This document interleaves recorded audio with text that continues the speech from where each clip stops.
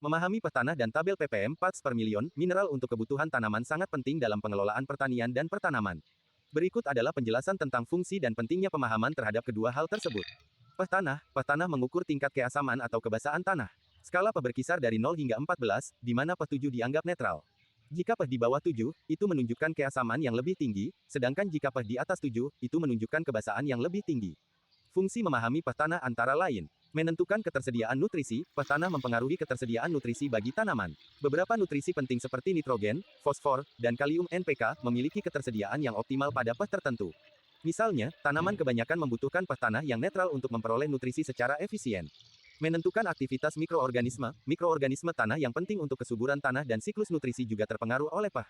Memahami peh tanah membantu dalam mengelola populasi mikroorganisme yang bermanfaat, seperti bakteri pelarut fosfat atau mikoriza. Mengelola tanaman secara efektif, tanaman memiliki preferensi peh yang berbeda-beda. Misalnya, tanaman asam seperti blueberry atau azalea tumbuh baik pada peh yang lebih rendah, sementara tanaman lain seperti alfalfa lebih menyukai tanah dengan peh yang sedikit basah.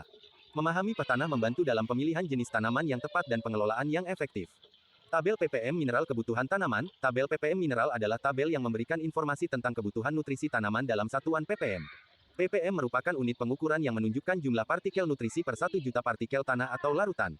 Fungsi memahami tabel ppm mineral kebutuhan tanaman antara lain. Menentukan kekurangan nutrisi, tabel ppm mineral memberikan informasi tentang konsentrasi optimal nutrisi yang dibutuhkan oleh tanaman.